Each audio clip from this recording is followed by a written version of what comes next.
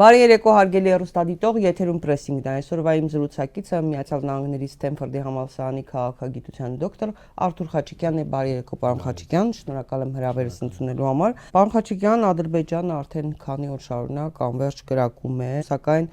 եվրադիտորդները փաստորեն չեն կարողանում անգամ փորձաքննել, արձագանքել, թե ով է կրակում։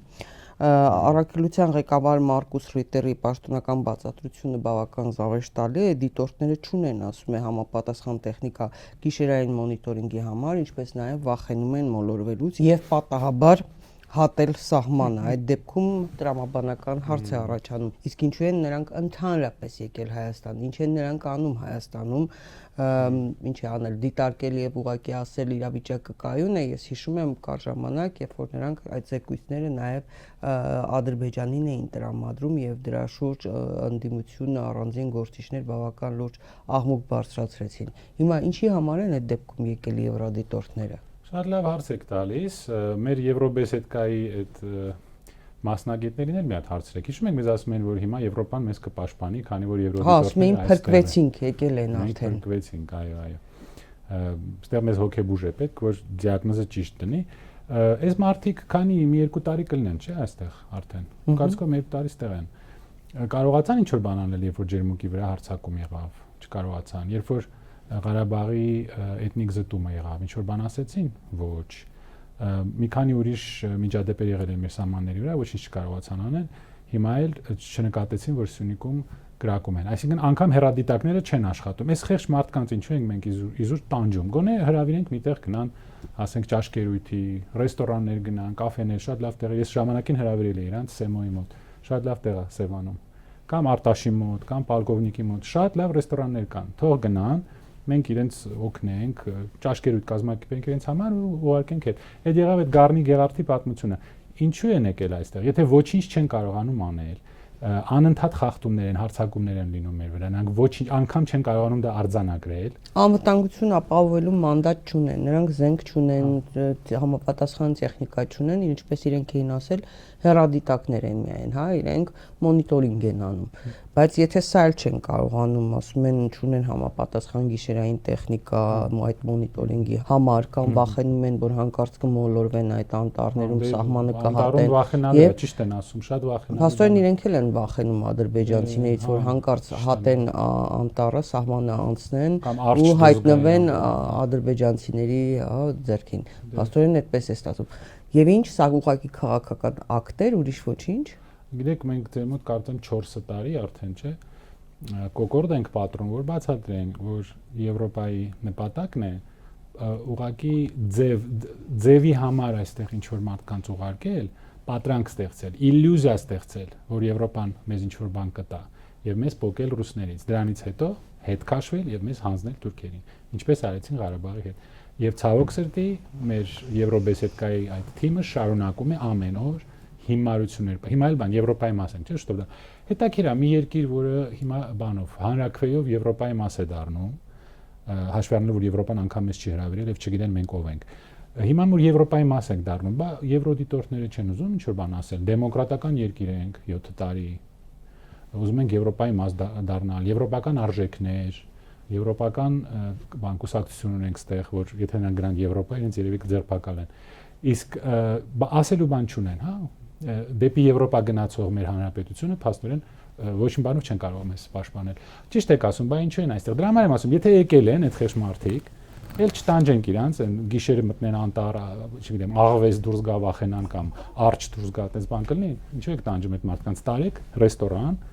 շատ լավ տեղ եք։ Այդ մի բանը մենք ունենք, հիանալի, կարող են ժամանակ անցկացնել։ Պարոն Խաչիկյան, երբ որ հետևում ենք միջազգային լրահոսին, իսկապես պատկերը սարսափելի է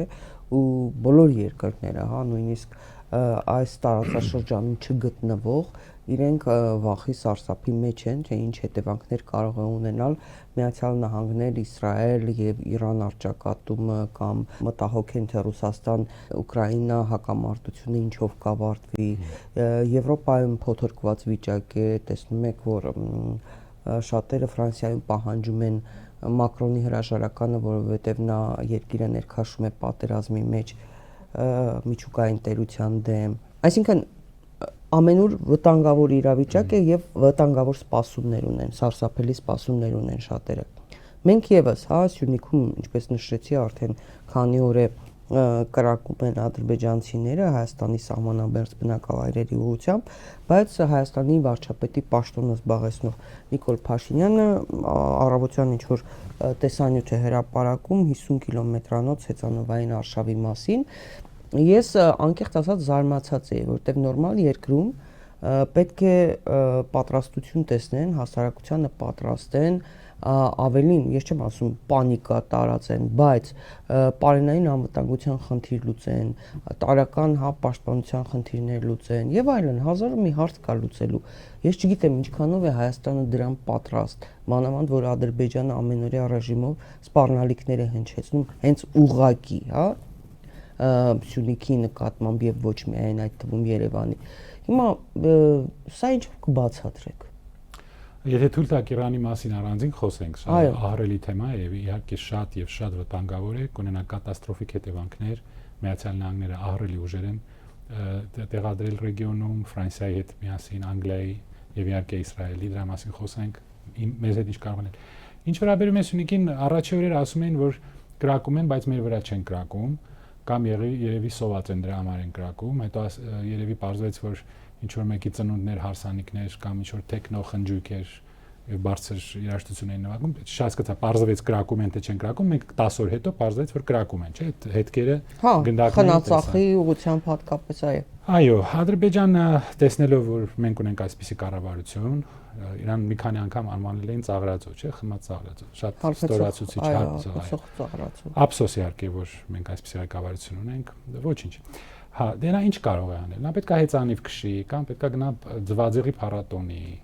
կամ էլ ինչ էին անում, ինչով էին զբաղվում։ Գնա դուշը ստուգի, չէ՞, բաները, ցնցուրներն էին ստուգում։ Նա, այսինքն, բանա, ուզում է տպավորություն ստեղծի, որ նա ինչ որ բան կարող է անել։ Իրականում նա ոչ մի բան չի կարող անել եւ չի անի եւ չգիտի երկիր ղեկավարելը ինչ է։ Այսպիսի հանգամանքներում գոնե ինչ որ հակադրոնային պաշտպանության սիստեմներ ձեռք բերել, համակարգ կարելի է ձեռք բերել, այն փողով, որ օրինակ տալիս են այդ կառավարական մեքենաների եւ իրենց արտասահմանյան ոյաժների համար, կարելի է մի քանի գոնե համակարգ ձեռք բերել հակադրոնային պաշտպանության, որ մեր զինվորները անպաշտպան չլինեին, բայց դա իրանք իրենց խելքի գործը չի։ Ինչ վերաբերվում է Ադրբեջանին, Ադրբեջանը տեսնում է, որ մենք այսպիսի վիճակում ենք, թույլ ենք, ունենք այսպիսի ոչ կոմպետենտ կառավարություն, որը փաստորեն ներկայացնում է Ադրբեջանի շահերը, նրանք մեզ ճնշելու են, ինչպես ճնշել են ղարաբաղցիներին։ Դուք հիշում եք Բրիսոնին, մենք իրենք հետ խոսել ենք, Le Figaro-ի խմբագիրը, այս խումբը իր հետ կապնվեց եւ արգելեց մեզ հետ խոսել։ Այլևս նա մեզ չի պատասխանում, իրենց սպառնացել են, դա մեր թավշյա դեմոկրատական բանն է, ռեժիմն է։ Նա ասում է, որ այս նույն մեթոդով ղարաբաղցիներին հանեցին Ղարաբաղից եւ հիմա Սյունիքի հերթն է եկել։ Այն մարդիկ, ովքեր ասֆալտով էին հիանում եւ ասում են Ղարաբաղ մեզ պետք չի, ումա պետք Ղարաբաղ, մենք առևտուր ենք ուզում, փող ենք ուզում եւ կուշտ փոր ենք ուզում եւ ծախեցին իրենց հայրենակիցների։ Հիմա Սյունիքի հերթն է եկել։ Նրանք վախեցնելու են, սա հոգեբանական ճնշման, քաղաքական ճնշման միջոց է եւ հետո եթե սկսվի այս մեծ ռեգիոնալ պատերազմը Իրանի շուրջ, դա լինելու է մեծ պատերազմ։ Դա փոքր պատերազմ չի լինելու, եթե լինի։ Նրանք իհարկե միանգամից կօգտվեն այդ առիթից, ոչ ոք չի էլ նկատի, ոչ ոք Հայաստանը չի էլ հիշի։ Տեղից իդեպ Սյունիքի շատերը փորձում են վաճառել իրենց տները եւ Ռուսաստան տեղափոխվել։ Այո, այսինքն այդ մասին մենք տեղեկություններ էինք ստացել։ Մարդիկ ռեալ վտանգ են զգում,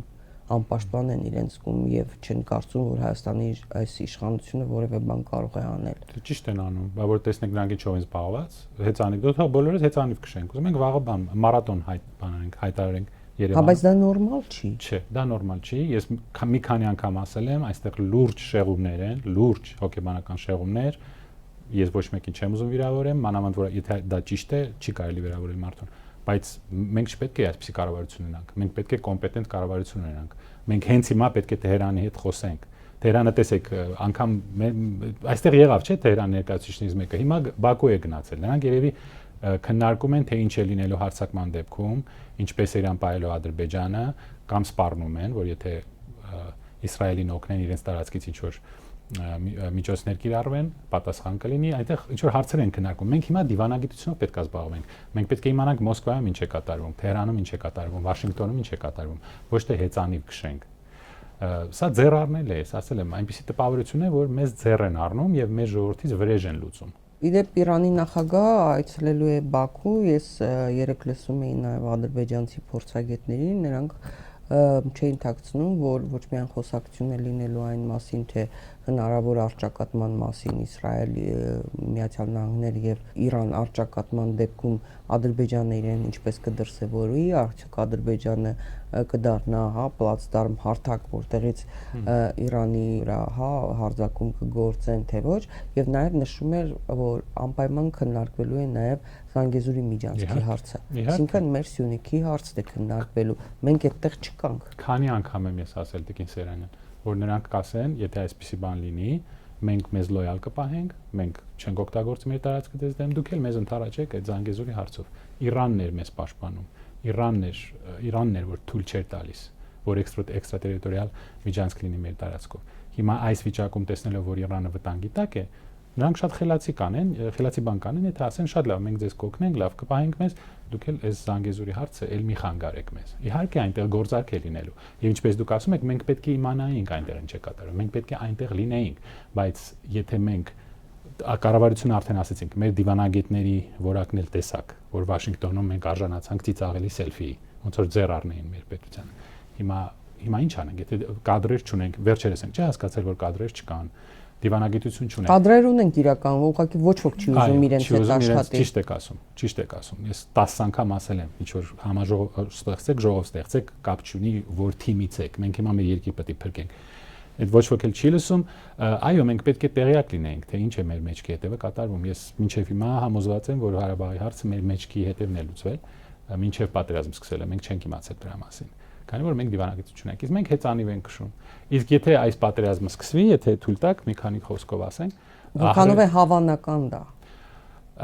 Հավանական է, քանի որ Իսրայելի վաղեմի երազանքն է ոչնչացնել Իրանը։ Իրանը հակաիսրայելական, հակասիոնիստական պետություն է։ Իրանը ոչնչացնելը։ Հեշտ չէ, բայց շատ բարենպաստ պայմաններ են, քանի որ Իսրայելի լոբբիի ազդեցությունը բացարձակ բարձր է Վաշինգտոնում։ Տրամպի ադմինիստրացիայում մարդիկ կան, ովքեր ասում են, որ ամբողջ Պաղեստինի տարածքը պետք է լինի Իսրայելի տարածքը, որ ըստ Աստվածաշնչի այնտեղ սիոնիստական քրիստոնյաներ կան։ Ըստ Աստվածաշնչի սա ամբողջ պետք է պատկանել Իսրայելին։ Իրենց դիվանագետներից մեկը ասել է Պաղեստին չկա, այդպիսի կատեգորիա ընդհանրապես չկա, Պաղեստինի ժողովուրդ չկա, այստեղ պետք է ապրեն հրեաները։ Նրանք բավականին մեծ ծավալով պլաններ ունեն եւ Սիրիայում էլ են տարածք գրավել։ Հիմա Միացյալ Նահանգները այնտեղ հիմա տեղափոխել է իր B2 ստրատեգիական ռմբակոծիչները, որոնք կարող են բավականին լուրջ ռումբեր օգտագործել, այսպես ասած bunker buster, որոնք բունկերներ են խոցում, քանի որ Իրանի միջուկային ծրագրի օբյեկտները մեծ խորության վրա են, ստորգետնյա օբյեկտներ են, մոտավորապես 40, 50, 80 մետր ըստ որոշ աղբյուրների։ Կարող են նաև բավականին լուրջ ռումբեր օգտագործել Իրանում։ Այնտեղ հիմա տեղափոխվում են Միացյալ Նահանգները իր նավատորն է այնտեղ տեղափոխում, 2 ավիակիր նավ, այնտեղ ֆրանսիական ուժեր կան, Իսրայելին օգնում են հոպի համակարգերով, իսկ Իրանը տեղադրել է 2 early warning ռադար, այսինքն ռադարներ, ովքեր ձեզ զգուշացնում են, որ ձեր հակառակորդը հրթիռները, բալիստիկ հրթիռներ արձակել դեր վրա։ Այսինքն այնտեղ շատ լուրջ տեղաշարժ է։ Առաջի սցենարը այն է, որ ուղղակի վախեցնում են, որ ստիպեն, որ Իրանը վերադառնա բանակցությունների, որ արդեն եղել էր 2015 թվականին JCPOA համաձայնագիրը կար, բայց Տրամպի ադմինիստրացիան դուրս եկավ Իսրայելի ճնշման տակ, կամ եթե սա ուղղակի վախեցնել չէ, եթե նրանք իսկապես հարձակվեն Իրանի վրա, կանեն այն ինչպես Իրաքի հետ արեցին, երբ որ ամբողջ ինֆրաստրուկտուրան պետության բնաջնջեցին։ Բայց Իրանը իհարկե կարող է պատասխանել։ Իրանը ունի բազմաթիվ հրթիռներ, նաև գերձայնային հրթիռներ, որոնք կարող են Իրանը հարձակվելու է նախ ռազմական օբյեկտների վրա, գիտեք, որ Միացյալ Նահանգները տասնյակ բազաներ ունի այս ռեգիոնում։ Այո, խնդրեմ ներկայացնեն այդ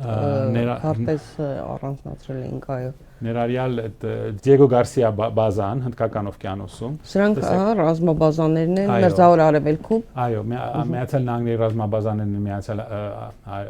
Միջին Արևելքում։ Սա էլ այն տարածքն է, որը կարող է խոցել Իրանը ըստ որոշ աղբյուրների, այսինքն Դիեգո Գարսիա բազային նրանք կարող են անգամ հարվածել նրան։ Իրանը զգուշացրել է բոլոր արաբական երկրներին, որ եթե նրանք թույլ տան իրենց տարածքը օգտագործել, օդային տարածքը կամ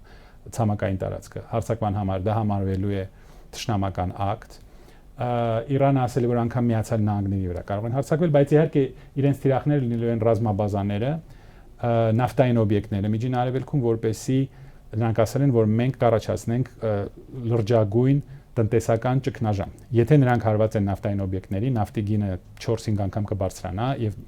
ճգնաժամ կսկսվի։ Հետո նրանք ասել են, որ մենք կարող ենք անգամ, դե իհարկե իսրայելիներ են հարվածելու, դրա համար Իսրայելն տեղափոխվել Միացյալ Նահանգների հոպի համակարգերը, այսպես կոչված THAAD, դա բալիստիկ հրթիռների համար նախատեսված հոպի համակարգ է։ Բայց Իրանը ունի գերձայնային հրթիռներ։ Ռուսները իհարկե օգնել են եւ կօգնեն Իրանին, քանի որ Իրանը Ռուսաստանի համար շատ կարևոր դաշնակից է, համաձայնագիր ունեն, հիշում եք ստրատեգիական համագործակցության համաձայնագիր։ Իրանը ահռելի օգնություն ցուցաբերեց Ռուսաստանին Ուկրաինայի պատերազմի ժամանակ, այդ շահիդները, որ դրանք գերань մեծագույն դեր խաղացին, շատ լուրջ դեր խաղացին պատերազմում, բայց Ռուսաստանը ուղղակիորեն չի արժակատվի Միացյալ Նահանգների հետ, այսինքն կօգնեն զենքով, կօգնեն խորհրդատուներ։ Միացյալ Նահանգների իր դեմքով կմտնի պատերազմի մեջ, թե ուղղակի Իսրայելի միջոցով։ Նրանք ազատ կմտնեն պատերազմի մեջ իմ կարծիքով, քանի որ նրանք փաստորեն իրենց արտաքին քաղաքականությունը այս ռեգիոնում դա Իսրայելի արտաքին քաղաքականությունն է։ Իսրայելի լոբիի ազդեցությունը բացառիկ է Վաշինգտոնում։ Ոչ մի բան ոչով չի կարող անել։ Լոբին որոշում է, որ այս երկրի կառավարությունը պետք է փոխվի եւ փոխում են։ Ինչ ուզում անում են, չնշենք շարունակվող ցեղասպանությունը, 3 տեսակ պաղեստինցիների մարմինները ոնց էին օդ թռնում։ Մի օրում 150 մարդ սպանեցին, այդ արյուն լվա եղած երեխաների մարմինները բանի գետնի վրա եւ իմիջիալոց մեր այսպես կոչված ազատ պրեսան այստեղ այդ Civilnet, Hmek, բան այդ Factor TV մի բառ չի ասի դրա մասին, որ շարունակվում է ցեղասպանություն, ՄԱԿ-ի կողմից ճանաչված ցեղասպանություն է շարունակվում։ Իսկ Միացյալ Նահանգները ասում են, մենք այն դատարանը, որը դատապարտեց այդ ռազմական հանցագործին, մենք սանկցիաներ կկիրառենք։ Այսպեսի աշխարհում մենք ապրում։ Մի խոսքով, եթե լինի հարձակում, կարող է լինել բավականին լուրջ հսկու հարված Իրանի, եթե ուզում եք ցույց տալ, Իրանի միջուկային օբյեկտների դեմ։ Մի վարքան, խնդրեմ հիմա փոխեն քարտեզը։ Կարող է լինել հակահարված այդ բոլոր թիրախների վրա, դրանից հետո կարող է լայնածավալ պատերազմ սկսվի։ Այո, սա մի քանի օրինակ է ուղղակի Իրանի միջուկային օբյեկտների, Ֆորդո, Նատանց, Բուշեր, այո, մի քանի օբյեկտներ կան, ստորգետնյա, նրանք հարվածել են այդ օբյեկտներին։ Հիմա դրանից հետո կարող է լայնածավալ պատերազմ սկսվել, ՑՌՕ-ի տնօրենը հիմա գտնվում է Աֆղանիստանում, շատ հավանական է, որ Միացյալ Նահանգները կցանկանա ապակայունացնել Իրանի ռեժիմը փոխել, հենվել քրդերի վրա, բելուշների վրա, արաբների վրա, այնտեղ տարբեր փոքրամասնություններ կան, որոնց նրանք կարող են օգտագործել ադրբեջանցիների վրա, որպեսզի մասնատել Իրանը, դա կլինի Իսրայելի երազանքը։ Իդեպ այդ վտանգը կա, շատերն են փորձագետներից ասում, որ դրանով է նաև թույլ Իրանի դիրքերը, որ կարող են ներսից ինչ-որ բան պայթեցվի։ Այո, նրանք մասնագետ են դրա։ Ստեղծվի։ Այո, Սիրիան ինչպես փլուզեցին։ Այդ նույն ձևով Իրանը կարող են փլուզել։ Հույսով եմ եւս մեկ տերորիստ չգա, բայց երևի կգա, եթե այսպիսի երկիր ապակայունացվի, մասնատվի, հիշում եք Իրաքում ինչ սկսվեց։ Մահմեդական պետություն Իրաքում։ Լիբիայում հիմա ինչ է կատարում։ Երկու կառավարություն կա, չէ՞։ Արևելյան եւ արևմտյան։ Տրիպոլի եւ մի ուրիշ կհիշեմ այդ անունը, նույն բանը այստեղ է սկսվելու։ Պատերազմ, քաղաքացիական պատերազմ, ահաբեկչություն եւ այլն։ Եվ դա մեր սահմանների կողքն է լինելու։ Մենք պետք է պատրաստվենք։ Նախ Իրանը մեզ այլևս չի կարողանալու օգնել, Ադրբեջանը, Թուրքիան ռազմական կարող է միջոցների դիմեն, տեսնելով որ մենք արդեն անտեր ենք մնացել ժողովրդի ասածով։ Երկրորդը մենք կարող ենք փախստականներին պատրաստվել, եթե այսպեսի բան լինի, կարող են փախստականներ գալ Հայաստան։ Եվ մենք անպատրաստ, ինչպես միշտ, անպատրաստ, թույլ, առանց կառավարության, մեր կառավարությունը զբաղվում է այս PR ստանտերով։ Իդեպ ադրբեջանցիները ինչ են ասում, այստեղ էլ գովում են Նիկոլ Փաշինյանին, որ Հայաստանը առավել անկախ է, ավելի քան անկախ է հիմա դարձել ու ասում են, բայց օրինակ ասում են Հայաստանը անկախ պետություն է, Իրանը ով է որ միջամտի իր գործերին ու ասի Սյունիքի ասում, այսինքն Զանգեզուրի հարցում ես այս դիրքորոշումն ունեմ եւ այլ բան թույլ չեմ տա։ Ճիշտ են ասում, այս ռոպագանդան, այս քարոզչությունը նույնն է ինչ որ մեր ներքին թշնամին այստեղ է անում։ Այսինքն երբ որ մենք ասում ենք Թուրքիային, Ադրբեջանին, որ մենք հրաժարվում ենք ռուսներից, հրաժարվում ենք Իրանից, մենք ձեր բոլոր ճանապարհները բացում ենք, նրանք ասում են մենք ենք որոշելու որտեղ է անցնելու այդ կորիդորը, դա նշանակում է որ մենք անկախ պետություն ենք։ Երբ որ ձեր հարևանները որոշում են թե ձեր տարածքով ոնց է ճանապարհը անցնելու իրանց ուզած ճանապարհը, եւ որ դուք չեք կանգնացնելու իրանց մեքենաները, դա կոչվում է ինքնիշխանություն։ Այսինքն կամ երբ որ ասում են, ասենք, թշնամիտ ասում է, բան, սահմանադրությունը պետք է փոխել։ Այդտեղ մենք ինքնիշխան ենք։ Մենք շատ ինքնիշխան ենք, իհարկե։ Անկախ ենք, այո, անկախ պետություն ենք։ Իհարկե, երբ որ հանձնում ենք մեր տարածքները։ Իսկ երբ որ ասենք հարևան երկիրը, որը նաեւ իր սահմանների հարցն է, հա, փորձում առաջ մղել, որովհետեւ դա հայ-իրանական սահման է նաեւ, չէ՞։ Այո, այսինքն երբ որ մեզ ուզում են պաշտպանել, դա վատ է։ Երբ որ մեզ ասում են մենք ձեզ մասնատելու ենք, մենք ձեզ տարածքով անցնելու ենք 300,000 ադրբեջանցի է գալու, դա լավ է։ Դա նշանակում է մենք անկախ պետություն ենք։ Սա գիտեք, սա շիզոֆրենիայի ինչ որ տեսակ է, ես երևի հոգեբան դառնամ, որովհետև սա պետք է հասկանալ։ Մեր հասարակությունը ոնց բերեցին շիզոֆրենիային։ Սա հիվանդություն է։ Սա ծանր հիվանդություն է, որևէ ուրիշ երկրում այսպեսի բան չկա։ Երբ որ դուք գնում հանձնվում եք ձեր թշնամուն, հեծանիվ եք քշում, երբ որ լայնածավալ պատերազմ կարող է սկսվել ռեգիոնում, ամբողջ աշխարհը դրան է սպասում է թե ինչ է լինելու։ Երկու թեմա կա, որ քննարկվում է այսօր աշխարհում։ Թրամփի առևտրային պատերազմը, այդ տարիֆների հարցը, որ բորսաներում տեսնում եք ինչ վիճակ է, նույնիսկ դոլարի լինելիության, չլինելիության հարցն է քննարկվում, եւ այս առճակատումը, նույնիսկ Ուկրաինա-Ռուսաստան առճակատման մասին ավելի քիչ է խոսվում, կամ հնարավոր պատերազմի մասին Իրանի, Միացյալ Նահանգների եւ Իսրայելի։ Այո, ճիշտ եք ասում, սա արդեն այս տարիֆային պատերազմը, առևտրական պատերազմը միշտ բերել է եւ կբերի հիմա ճգնաժամի, մեծ տնտեսական ճգնաժամի ամբողջ աշխարհում, իսկ եթե Իրանի վրա հարձակվեն, Իրանը հարձակվի նավթային օբյեկտների ռեգիոնին, դա գինը նավթի մի քանի անգամ կաճի, սպառողական ունակությունը Միացյալ Նահանգների բնակչության կհավասարվի 0-ի եւ Եվրոպայի։ Ես տնտեսագետ չեմ, բայց ես գիտեմ, որ դա առաջացնելու է շատ լուրջ, լրջագույն միջազգային տնտեսական ճգնաժամ։ Եթե այս պատերազմը սկսվի, մեզ շատ վատ օրեր են սպասվում։ Հետո մի բան էլ ասեմ, մոռացել էի։ Այս պատերազմը նաեւ ուղղված է Ռուսաստանի դեմ, քանի որ այստեղ նախ փորձ է արվում Իրանը ոչնչացնել որպես Ռուսաստանի դաշնակից, կամ Ռուսաստանին ներքաշել այս պատերազմի մեջ եւ Ուկրաինայում փաստորեն Ռուսաստանի ուժերը շեղել։ Եվ երրորդը կտրել այդ հյուսիս-հարավ բոլոր այդ տրանսպորտային ուղիները, որը Ռուսաստանը ուզում էր կառուցել, Ռուսաստան, Ադրբեջան, Իրան, շրջանցում էր Թուրքիան։ Այսինքն Ռուսաստանը մեկ անգամ եւս կտրել եւ մեկուսացնել, սա եւս մեկ քայլ է, կամ ներքաշել պատերազմի մեջ, Ռուսաստանը չի կարող հիմա ուղղակիորեն հարձակատվել Միացյալ Նահանգների հետ։ Ներքաշել պատերազմի մեջ, որ ուկրաինացիների իրավիճակը բարելավվի։ Այսինքն մի քանի նպատակ կա։ Եվ այս ամեն ինչով ղեկավարում է Իսրայելի լոբին։ Պարոն Խաչիկյան, Նեթանյահուի գրասենյակը օրեր առաջ հաղորդագրություններ տարածել, որում նշվում էր, որ նա հանդիպում է ունենալու Իսրայելի անվտանգության ծառայությունների ներկայացուցիչների հետ քննարկելու Թուրքիայի ներկայությունը Սիրիայում։ Թուրքական Անադոլու կառավարական գործակալության տվյալներով Իսրայելի վարչապետը արդեն նմանատիպ նիստ է անցկացրել, որի թեման եղել է նաև Թուրքիայի աճող ազդեցությունը։ Նշվում է սիրիական իշխանությունները բանակցություններ են վարում Անկարայի հետ Հոմս նահանգի Թեդմուր Պալմիրա շրջանում գտնվող ռազմաբազան Թուրքիայի զինված ուժերի տրամադրության տակ հանձնելու շուրջ Թուրքիայի կողմից տնտեսական, ռազմական եւ քաղաքական օգնության դիմաց, հա։ Նաեւ հետաքրքիր է, որ վերջերս նաեւ դրանից հետո Ադրբեջանի նախագահ օգնական Հաջիևն էր մեկնել Իսրայել, որտեղ նա բանակցություններ էր վարել Նեթանյահուի հետ, ընդ որում իսրայելական Jerusalem Post պարբերականը այդ հանդիպումը անվանել էր բեկումնային պահ տարածաշրջանային քաղաքականության համար։ Բանակցությունները տեղի են ունեցել Ռուբիոյի հետ, ԱՄՆ պետքարտուղար Մարկո Ռուբիոյի հետ Նեթանյահուի երկխոսությունից 2 օր անց, եւ հավանաբար դրան ժամանակ խոսք է գնացել նաեւ Աբրահամի համաձայնագրերում Ադրբեջանի ընդգրկման մասին։ Իդեպ սա հետաքրքիր է այն առումով, որ փորձագետները անդրադառնալով այս հանդիպումներին եւ տեղեկատվությանը նշում են, որ Նեթանյահուն կարծում է, որ Էրդողանը կփորձի սրել իրավիճակը տարածաշրջանում նպատակ ունենալով տապալել ներքին բողոքի շարժման լարվածությունը, որը կապված է Ստամբուլի քաղաքապետ այդ ընդդիմադիր Իմամօղլուի ձերբակալության հետ։ Նշվում է նաև, որ չի բացառվում, որ Իրանի թեման նույնիսկ ինչ որ իմաստով Իսրայելի համար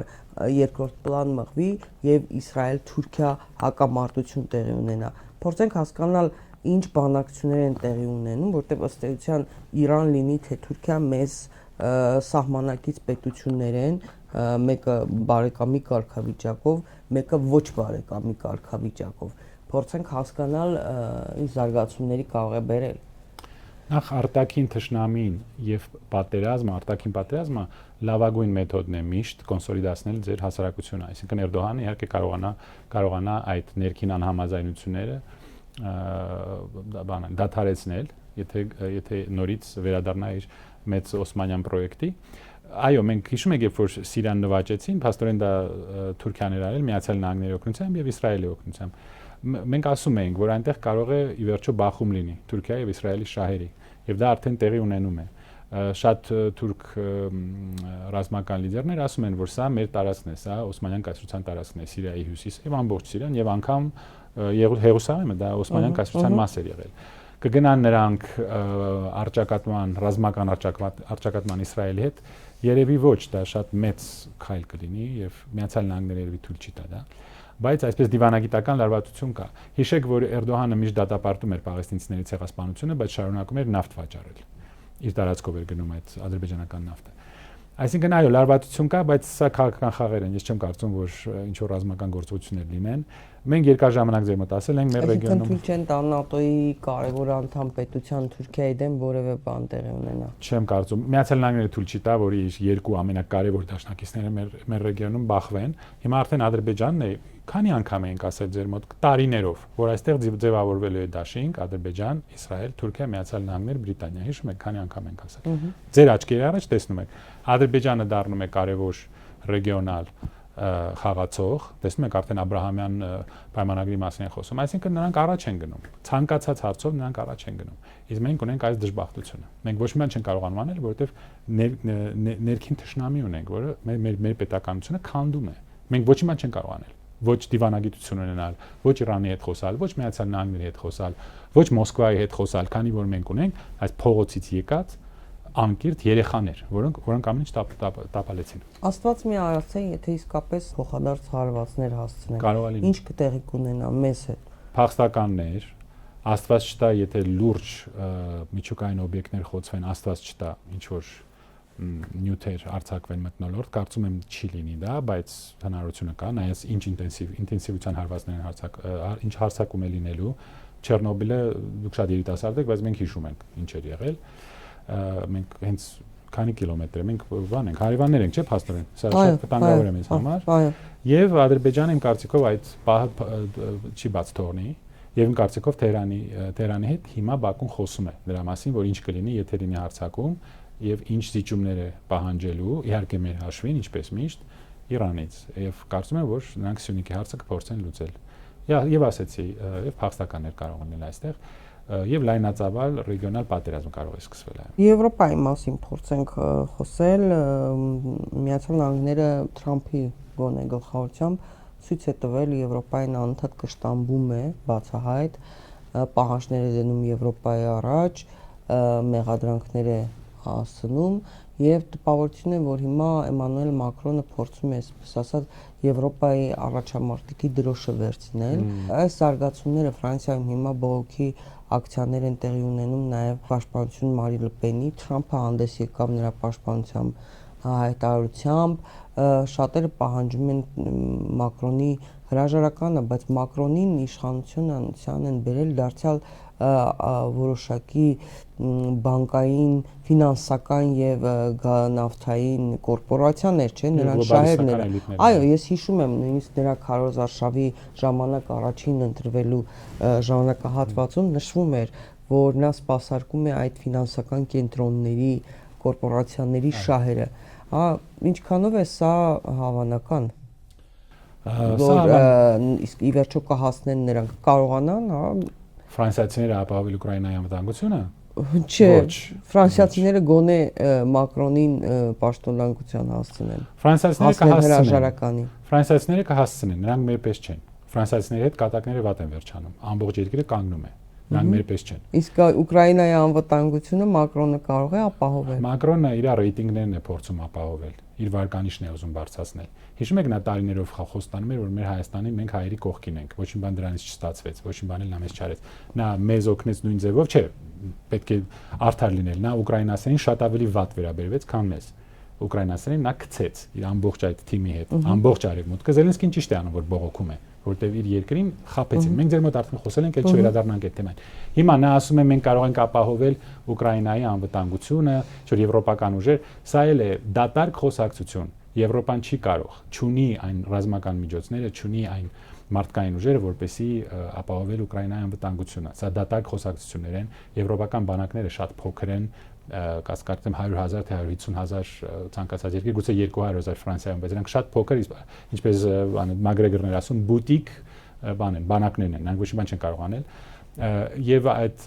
էլի սուտ հույս տալը դա մեծ խալ է իր կողմից։ Ռուսաստանը զգուշացրել է, որ եթե ինչ-որ զորքեր տեղադրվեն Ուկրաինայում, այսպես ասած խաղապահ ուժեր, նրանք ոչնչացվելու են։ Ռուսաստանը հասկանում է, որ սա ապագայում դառնալու են բազաներ։ Ուկրաինայի պատերազմը շարունակվում է, խաղաղությունը չի երևում, մենք խոսել ենք դրա մասին, կարող է ամիսներով շարունակվի։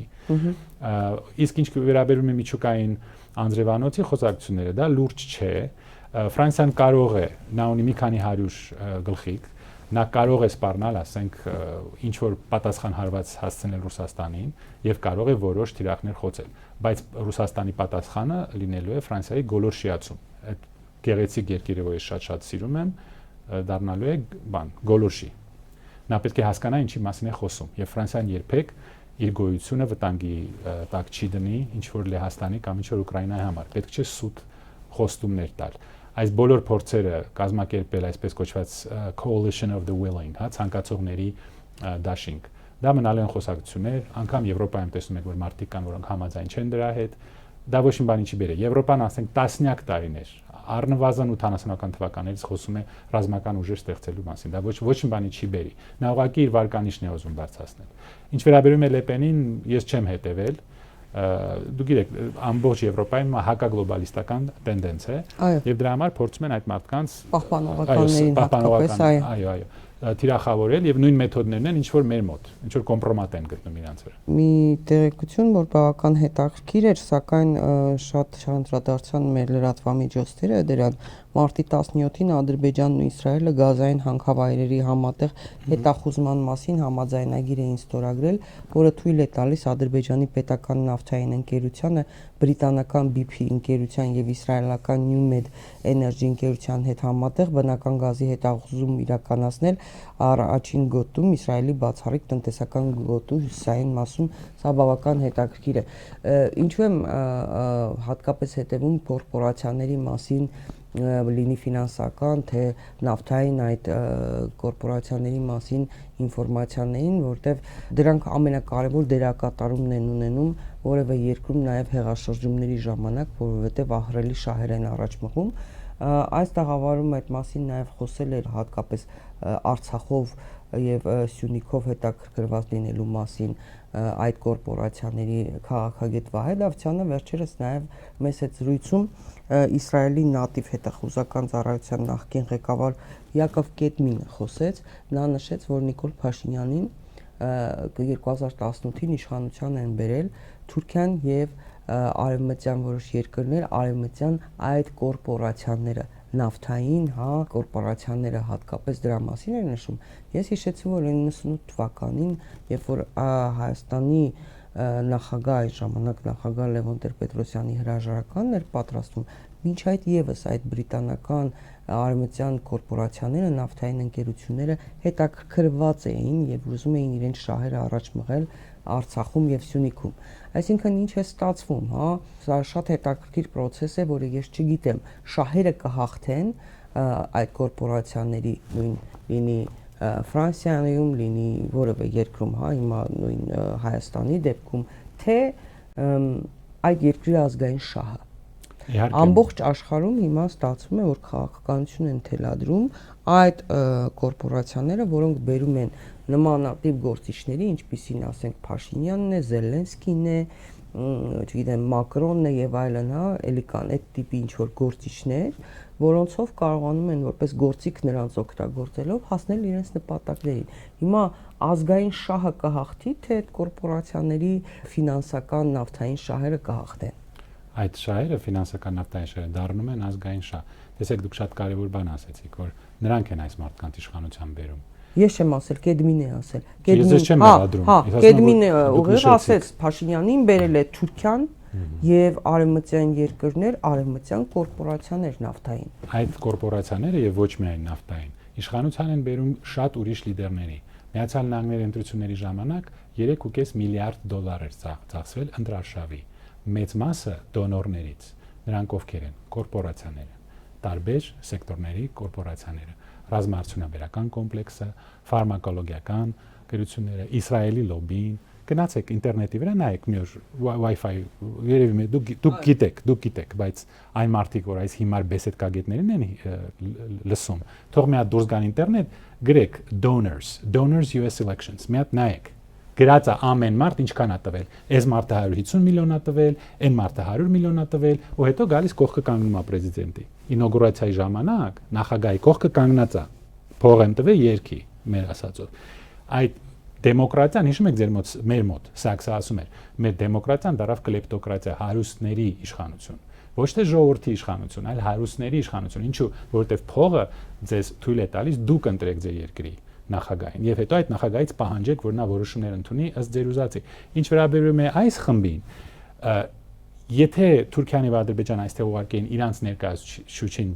որը քանդեր Հայաստանը, հանձներ Արցախը, կոտրեր հայերին, ավելի լավ աշխատանք նրանք չէին կարող անել։ Դա փաստ է։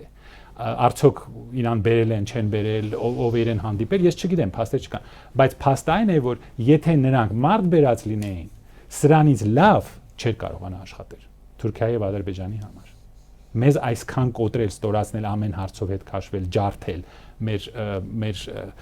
ոգին կոտրել, որ ժողովուրդը հիմա չգիտի ում հավատա, այլևս ինչ սպասի, ինչպես դուք ասում եք, տներ են վաճառում, չեն հավատում, որ Հայաստանը ապագա ունի։ Ով ինձ հանդիպում ասում է ինչ է լինելու մեր հալը։ Այսինքն ավելի լավ ձևով չեն կարող մեզ կոտրել։ Իսկ ապագան տեսեք, Զելենսկու ապագան տեսակ, արդեն երկար խոսել ենք ձեր մոտ, չվերադառնանք, բայց դուք իր աչքերը հիշում եք, չէ՞ որ երկու կողմից գոռում են իր վրա։ Այդ դա է մեր ապագան։ Իդեպ երեք օգտվում էի տաքսի ծառայությունից եւ վարորդը պարզվեց Ուկրաինայից է եւ այս պատերազմի ընթացքում է, հա, տեղափոխվել ընտանիքով այստեղ, հայ են իհարկե ազգությամբ, դժվարությամբ էր խոսում նույնիսկ հայերեն, որովհետև շատ վաղուց է տեղափոխված եղել իր ընտանիքը Ուկրաինա եւ ասում էր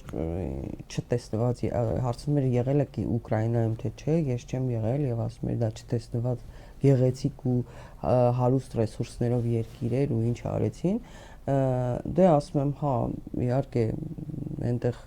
Զելենսկին այստեղ Փաշինյանը ասեց մի բանը մի տարբերությամբ ասում ասա չգիտեմ անումը թե չէ նա լրիվ նարկոման է այսինքն Ուկրաինայում ապրողները Ուկրաինայի քաղաքացիները նույն Զելենսկու մասին բացահայտ ասում են որ նա նարկոման է այսինքն չգիտենք ասում են Փաշինյանը ինչով է զբաղվում դրանով զբաղվում է թե չէ հարբելը գիտեն հա լսել են մամուլից էլ կարդացել են մնացածը չգիտեն բայց ասում են նա բոլորը գիտեն բացահայտ նա նարկոման է Դա ասում են, շատ են ասում, նաև ասում են կոռուպցիայի մասին, որ ինքը Հա, դրա մասին էլ ասեց։ Այո, դրա մասին էլ ասեց դա այնտեղ կոռուպցիա է հիմա Ուկրաինայում, որի նմանը չի եղել երբևէ։ Արտասահմանյան այս օգնության 300 միլիարդի կեսը, ասում են, բոլորը կոռուպացված է, եւ հիշեք, որ նրանք կոռուպցիայի հետ պայքարելու դրոշերի տակ եկան իշխանության։ Հիշում եք, մեղադրում են, ոնց է դրա անունը, անընդհատ մոռանում եմ 14 թվին ով փախավ Ռուսաստան 2014 Մայդանի ժամանակ Ուկրաինայի ղեկավարը որ փախավ Յանուկովիչ իրան մեղադրում են որ ինքը կոռումպացված է հիմա տեսեք ինչ կոռուպցիա է տները բայց կոռումպացված է իհարկե կոռումպացված է իսկ դուք կոռումպացված չեք հա դուք ձեզ նայեք այսինքն ինչով դուք լավացրեցիք Ուկրաինայի իրավիճակը դա իրանց գործն է ես ուղղակի մեղքում եմ այդ ժողովրդին որովհետև երեք էլի այդ բանում Telegram-ում այդ կադրերն են ոնց էին մարդկանց փողոցում բռնում ստիպելով տանում բանակ որ սպանեն ճակատում ռուսներն շարունակում են առաջ գնալ։ Ինչ վերաբերում է այստեղ, գիտեք, ես դե բան արեց, չէ, Բլինքենը գնալուց առաջ Զելենսկուն ասեց, մենք զենք կտանք, բայց մենք չենք գա ձեր փոխարեն կռվելու, ամերիկացին չի գալու ձեր փոխարեն կռվի, շեմը իջեցրեք, հա, զորակոչի տարիքային շեմը իջեցրեք։ 18 տարեկաններին սպանեք, այո, որտեղ դե չէին բավականացնում, ասեց պիտի հիմա ավելի երիտասարդներին տանեք։ Հարց, եթե դուք չեք ուզում կռվեք Ուկրաինայի համար, այս ՆԱՏՕ-ի հարցը ինչու մեջ գցեցիք։ Եթե դուք ուկրաինացիների համար մահանալ չեք ուզում, ինչու իրանց առաջարկեցիք ՆԱՏՕ-ի անդամ դառնալ։ Այսինքն դա թուղթ ստորագրելու հարց էր։ Եթե դուք այսօր թուղթ ստորագրեք, որ Ուկրաինան ՆԱՏՕ-ի անդամ է, դուք միանգամից կգնաք մեռնել Ուկրաինայի համար։ Դուք ինչու ես հարց բերեցիք։ Ինչ վերաբերում է այս խմբին, ես չգիտեմ եւ չեմ ուզում իմանալ։ Ես հիշում եմ մենակ այդ քաղաքացու վրեժի ժամանակ այդ գորգորոցները, այնտեղ adekvat վիճակ չէր, դա երևում էր միանգամից։ Հիշում եք պատերազմից հետո։ Հա, որ գորգորոցները ինչ որ պատվալից էր կարծեմ խոսում։ Հա, եկել էր ինչ որ վրեժի բունկեր այն որ թաքնվել էր։ Քանի օր հա չէին գտնում որտեղա։ Այո, դա adekvat վիճակ չէր, ես չգիտեմ ինչա օգտագործել, չեմ ուզում իմանամ, չեմ ուզում խոսեմ, ոչ էլ մտածեմ այդ անձի մասին, բայց գիտեմ, որ մի քանի 100%-ով բարձրացել է թմրամիջոցների օգտագործումը Հայաստանում եւ երիտասարդների մեջ։ Բոլորը դա գիտեն։ Ավելին, երբ որ մարդիկ ոստիկանություն են ահազանգում, մի դեպքի կանդրադառնանք առաջիկայում, ոստիկանությունից արդեն պատասխանում են մեզ էլ այդ հարցով չանհանգստացնեք։ Դե շատ է։ Այսինքն, երբ որ շենքի բնակիչները ահազանգում են իրենց մտահոգությունների մասին, այդպես են պատասխանում։ Պարոն Խաչիկյան, ինչպես կավարտվեն Ռուսաստան եւ Միացյալ Նահանգներ հարաբերությունները, բանակցությունները, օրերս Միացյալ Նահանգների պաշտոնյաներից մեկը ասել էր, որ նորից կվերսկսեն բանակցությունները, բայց փաստորեն կարծես թե ընդհանուր հայտարարի չեն գալիս։ Պուտինը ասում է, որ ինքը չի վստահում Զելենսկուն, Թրամփը ասում է այդ պայմաններում հնարավոր չէ շարունակել որևէ բան։ Եվ, այսինքն, բայց հարցը բանը չի, ոչ Պուտինն է Զելենսկուն վստահում, ոչ Զելենսկին Պուտինին։ Իսում է Թրամփն էլ դա հասկանում է, հա, բայց ինչով կավարտվի սա։ Միջազգային հարաբերություններում եթե դուք վստահությունից խոսում եք, դուք ավելի լավ չզբաղվեք դրանով։ Երկրորդը նա ասում է, որ Զելենսկին ընտրված չէ, լեգիտիմ չէ։ Եթե մենք այսօր պայմանագիր կնքենք, վաղ ուրիշ մարդ կգա, ասի դուք ոչ լեգիտիմ ղեկավարի հետ բայց դա Թրամփն էլ էր ասում։ Ասում էր։ Ուրեմն պետք է ընտրություններ լինեն։ Երրորդը ռուսները չեն ուզում կանգնեցնել պատերազմը, որ արևմուտքը դա ժամանակը չօգտագործի վերազինելու համար Ուկրաինան, նոր ուժեր ուղարկելու։ Նրանք համաձայն չեն, որ այնտեղ լինեն խաղապահ ուժեր, որոնք դառնալու են բազաներ ապագայում ՆԱՏՕ-ի, դա կարելի է հասկանալ։ Ոչ մի ուկրաինական լիդեր ղեկավար առայժմ չի ընդունել, որ զիջելու է այդ 5 շրջանները, 4 շրջանները պլյուս Ղրիմը, այնտեղ կան ծայրահեղ ազգայնական ուժեր, որոնք այդ մարդու հետ շատ շուտ հաշվեհարթար կունենան, եթե այդպիսի բան արվի կամ ստորագրվի, այնտեղ կարող է լինել նոր Մայդան, քաղաքացիական պատերազմ, սա կարող է տևել շաբաթներով, եթե ոչ ամիսներով։ Ռուսաստանը առայժմ առաջ է գնում եւ այս հարցը փաստորեն ռազմական լուծում պետք է ստանա ցավոք սրտի, քանի որ 100 հազարավոր մարդիկ են մահանում, բայց եւ այն կողմը բավականին վճռական են տրամադրված։ Ասեցի, Ուկրաինայում կարող է լինել կամ Մայդան, կամ քաղաքացիական պատերազմ, կամ Զելենսկուն կարող են հանել, պաշտոնից կամ ինչ-որ նոր ընտրություններ լինեն եւ ավելի ազգայնամոլ ուժեր կան իշխանության։ Տեսակ փորձեցին, չէ, ինչ-որ զինադադար ստորագրեն, դա էլ խախտվեց։ Զինադադարին ստորագրել, դա էլ ոչ մի բան չտվեց։ Հեշտ լուծում չեմ տեսնում։ Տրամփը սպառնաց լրացուցիչ պատժամիջոցներ կիրառել Ռուսաստանի դեմ։ Հիշում եք, որ ասել, եթե դուք չեք վստահում Զելենսկիին, ուրեմն դուք չեք ուզում։ Հա։ Դա իր ոչն է, այս սպառնալ, Գրենլանդիաները, չէ, ուզում միացնել Միացյալ Նահանգներին, շատ հետաքրքիր ղեկավար ունենք մենք։ Դա իր ոչն է, գուցե այս սպառնալիքները ուղղակի հոգեբանական ճնշում է գործադրում Պուտինի վրա, բայց կարծում եմ, որ Ռուսաստանը չի կարող զիջել, քանի որ եթե նրանք հիմա կանգնեն եւ ինչ-որ բանակցություններ սկսվեն, այդ ժամանակը կօգտագործվի նրա համար, որպեսզի նոր զենք տրամադրել Ուկրաինային, ինչպես հիշում եք Մերկելը ասաց, որ Մինսկի պայմանավորվածությունը ուղղակի ժամանակ շահելու ձև էր, որպեսզի վերազինել Ուկրաինան, հիշում եք։ Նրանք նույն բանը կանեն, այնտեղ ավելի լուրջ զինատեսակներ կլինեն, եւ հետո տեսնում եք Եվրոպան հիմա խոսում է ահռելի ռազմական ծրագրերի մասին, ասում է, որ մենք պետք է հարյուրավոր միլիարդավոր եվրոներ սկսենք ծախսել, որպեսզի Եվրոպան դառնա ռազմական հզոր ուժ։ Եվրոպայի բնակչությունը դրան պատրաստ չէ, այդպիսի ռեսուրսներ Եվրոպան չունի։ Բայց դա ժամանակ է նաև պահանջում։ Այո, տարիներ։ Մինչև դա լինի, իրենք այնուամենայնիվ ՆԱՏՕ-ի անդամ են, ուզեն թե չուզեն։ Այո, եւ Տրամփը պահանջում է, որ ավելի մեծ գումարներ մուծեն։ Այսինքն կարճ ասած, առայժմ կարծում եմ, որ պատերազմը առայժմ շարունակվելու է, բանակցություններ կարող են գնալ, բայց լինելու են դժվար եւ տևելու են որոշակի ժամանակ։ Եվ ես շատ դժվար եմ տեսնում, թե Ուկրաինայի ղեկավարությունը ինչպես կարող է ընդունել այն զիջումները, որոնք պահանջում են ռուսները։ Եվ ես շատ դժվար եմ տեսնում, թե ռուսները ինչպես կարող են չպահանջել այդ զիջումները այս 3 տարվանից հետո, այս պատերազմից հետո, քանի որ հաջորդը լինելու է ավելի վատ։ Եթե հիմա պատերազմը կանգնեցվի, Ուկրաինան դառնա Ռումինիա կամ Լեհաստան կամ Գերմանիա, այն խոշորագույն ռազմաբազաներ այնտեղ տեղադրվեն, ավելի վատ է լինելու։ Հաջորդ պատերազմը արդեն լինելու է շատ ավելի լուրջ։ Այսինքն դուք կարծում եք այնուամենայնիվ, ինչպես օրինակ նույն Սաքսն էր ասում, Միրշայմերն էր ասում, որ ցավոք ոչ թե Միացյալ Նահանգներն է Իսրայելը օգտագործում իր շահերի համար, այլ հակառակը Իսրայելն է Միացյալ Նահանգներին լավագույնս օգտագործում իր բաների, ազգային նպատակների, երազանքների համար։ Հիմա այսինքն Թրամփը չի կարողանալու դրանից ձերբազատվել, ինքը քիչ ժամանակ ունի, բայց չէ։ Այո, ինքը ինչ խոստումներով է եկել եւ ինչ ժամանակը քիչ է։ Այո։ Եվ Ամերիկայի բնակչությունը այդպես կհանդուրժի դա, հա, որ Միացյալ Նահանգներին ներքաշեն մի հատ էլ այդ պատերազմի մեջ, առևտրային պատերազմ է սկսվել, որը շատերը ասում են դա ուղղված է իրականում Չինաստանի դեմ, չգիտեմ, հա, հաշվի առնելով տարիֆների այդ, հա, տարիֆներով ներդրված այդ համակարգը, չգիտեմ, դոլարի անկման մասին են շատերը խոսում։ Միացյալ Նահանգները չի դիմ, հա, այսպես կզոհաբերվի իսրայելական շահերին։ Ինչպես միշտ, նախ ես չեմ խոսում հրեա ժողովրդի մասին, հրեա ժողովրդի մեջ շատ մեծ ուժեր կան եւ շատ հայտնի մարդիկ կան, ինչպիսին է Ջեֆրի Սաքսը, Սոնյա Սաքսը, Մարկ Բլումենտալի հիանալի լրագրող կա, ում քաշեցին, հանեցին։ Հիշում եք, որ Բլինկենին ասում եք դուք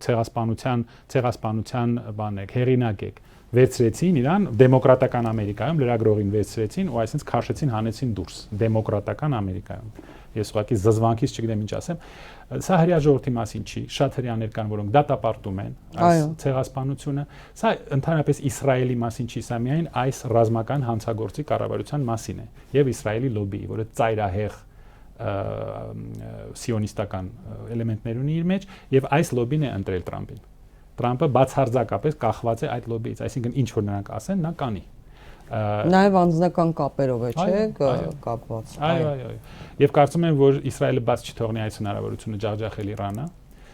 որտեղ դա իր վաղեմի երազանքն էր։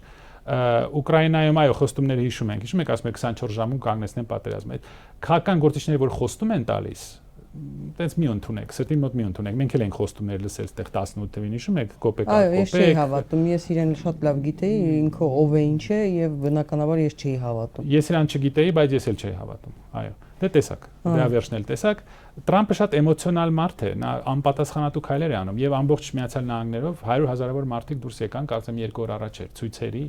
բողոքի ցույցերի, թե նա ինչ է անում։ Միլիոն մարդ աշխատանքից ազատեց, Պանամայի կանալն է ուզում հետ վերցնել, Գրենլանդիան է ուզում վերցնել, այս տարիֆային պատերազմները կարող են այո բերել մեծ տնտեսական ճգնաժամի։ Դա լինելու է 1920-ական, 30-ական թվականների։ Թրամփը ասում է մի քիչ դիմացեք եւ լավ կլինի։ Ամերիկացիներին է ասում։ Մեդվեդևն էլ էր, չէ, ասում մի քիչ դիմացեք, փող չկա, բայց դուք դիմացեք։ Մինչև հիմա չեն մոռանում դա։ Բայց նա եկել էր խոստումով լինել խաղաղության նախագահ։ Խաղաղություն, նա ուզում է խաղաղություն որ ասում էր Մեդվեդևը, հա։ Հա, հիշում եք, Ձենիկ нет, а вы держитесь։ Մինչև հիմա հիշացնում են իրան, դա մի քիչ լավ բան չէր, բայց Թրամփը ասում էր, ես խաղաղության նախագահ եմ ուզում։ Իմ ժամանակ որևէ պատերազմ չի սկսվել։ Հիշում եք, որ ասում էր, իմ նախագահ լինելու ժամանակ որևէ պատերազմ ես չեմ սկսել եւ այդպես էլ կշարունակվի։ Հիմա կասի ես չեմ սկսել։ Դե իհարկե։ Հա, կասի ես չեմ սկսել։ Հական գործիչները շատ լավ են խոսում, սողուն են։ Հետո, հա, եկել եմ արդեն այդ արճակատումը կար կասի։ Դե իհարկե, ես հա, բայց գոնե պետք է կանգնեցնել այդ դեպքում, այսինքն նորանոր պատերազմներ չհրահրել։ Դե իր կանգնեցնելու ձև այն է, որ իր բառերով նա ասես, ես դες նենց կռմբակոծեմ, որ դուք դեզման չեք տեսել։ Իր խոսքերն են։ Հա, սպառնալիք էր Իրանի դեմ կոնկրետ։ Like you've never seen before։ Ես այնպես դες կռմբակոծեմ, որ դուք երբևիցե այս բան չեք տեսել։ Այսինքն նա ուզում է ջախջախել մի ամբողջ երկիր, անկախ երկիր, որը չունի միջուկային ծրագիր, նա ունի հարստացված ուրան, ասում են 60%-ով հարստացված, որը վտանգավոր։ Այսինքն նա կարող է մի քանի շաբաթվա ընթացքում իր առաջի գլխիկը ստեղծել։ Եթե հարստացնի այդ ուրան հարստացնի, կարծեմ 92 թե 93% հարստացումը որ լինում է, արդեն կարող եք օգտագործել դա միջուկային զենքի համար։ Իր կողքը գտնվում է Իսրայելը, որը ունի մոտավորապես 300-ից 400 գլխիկ եւ ոչ ոք հարց չի տալիս ինչ ով է իրավունք տվել մի երկրին ունենալ իսկ մյուսին չունենալ սա էլ ձեր միջազգային օրենքը Պակիստանը ունի միջուկային զենք Հնդկաստանը ունի Հյուսիսային Կորեան ունի այսինքն Իրանի դիպնել է մի քիչ տարօրինակ կամ պետք է չունենաք կամ եթե ունենում եք շուտ ունեցեք որտեղ ունենալուց հետո ձեր հետ արդեն բոլորովին ուրիշ ձևով են խոսում դուք արդեն կարող եք միջուկային զսպում կիրառել կամ արեք կամ մի արեք այս միջանկյալ վիճակը շատ վտանգավոր է իրենց դիրքն մի քիչ անհասկանալի է բայց սա իհարկե այն խաղաղության նախագահ չէր որը Ադրբեջանը որքանով կօգտվի այս իրավիճակից 100%-ով կօգտվի նրանք խելացի մարդիկ են եւ նրանք ունեն շատ խելացի ղեկավարություն նրանք մեր թշնամիներն են բայց մեր ամեն հարցով մեզանից շատ ավելի հաջող են մենք ունենք այս դժբախտությունը այս հիվանդությունը նրանք ունեն խելացի ուժեղ կառավարություն եւ ունեն ռեսուրսներ ամեն հարթակում օգտվում են մենք ասել էինք այստեղ լինելու է դաշինք Իսրայել, Թուրքիա, Ադրբեջան, Միացյալ Նահանգներ, Անգլիա։ Ոնց ասեցինք, նենց էլ եղավ։ Եվ դուք ասեցիք այդ ռեսուրսները օգտագործել Ադրբեջան, այդ գազային նոր պաշարներ, հա, Իսրայելի հետ կիսել, հետո Սյունիքում էլ հետաքրքիր միներալներ կան, չէ՞, որոնք մենք հիմա առայժմ օգտագործում ենք, ինչպես գիտեք, մենք Արևմտյան Ադրբեջան ենք, այսինքն այդ անգլիական ընկերությունները, որոնք հիմա Ղարաբաղում են այդ ռեսուրսները օգտագործում, նաև Սյունիքում կօգտագործեն։ Նրանց մենք բոլորին խանգարում ենք բացի Ռուսաստանից եւ Իրանից մենք իրենց խանգարում ենք Թուրքիան Ադրբեջանը որ միանան Անգլիան եւ Ամերիկան եւ Իսրայելը այստեղ հզոր հակաիրանական բազա կստեղծեն այդ բոլոր ռեսուրսները կօգտագործեն նավթը գազը Մեկ պատերազմը դեռ Արցախի հայաթափումից առաջ հանձնումից առաջ արդեն Ադրբեջանի նախագահը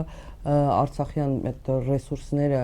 հանքավայրերը եւ այլն վաճառել էր բրիտանական կազմակերպությունների, ընկերությունների։ Հիմա օրինակ կարող է մի պահ պարզվի, որ օրինակ մեր Սյունիքում գտնվող հանքավայրեր լինեն, հա,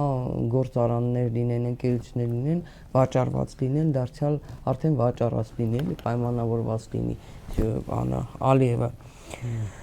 Շնորհակալ եմ պարոն Խաչիկյան, շատ հետաքրքիր զրույցի համար, հարգելի քաղաքացիներ, գոնե փորձեք դուք մտածել ձեր ինքնապաշտպանության մասին, որտեղ ցավոք սրտի ունենք մեկը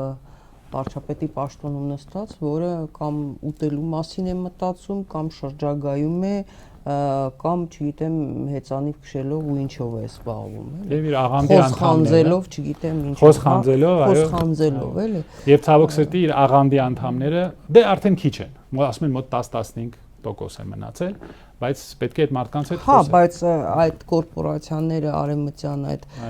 ֆինանսական կենտրոնները, որոնք ֆինանսավորել են լինեն աղանդները իսկապես կրոնական աղանդները լինեն այդ հասարակական կազմակերպությունները դրանցով ֆինանսավորում են եւ ցանկացած պահի այդ գործիքը դարձյալ կարող է սրվել մեր պետության դեմ ինչպես եղավ հարգելի հեռուստադիտող իմ հյուրն էր Միացյալ Նահանգների Սթենֆորդի համալսարանի քաղաքագիտության դոկտոր Արթուր Խաչիկյանը կհանդիպենք հաջողություն ձեզ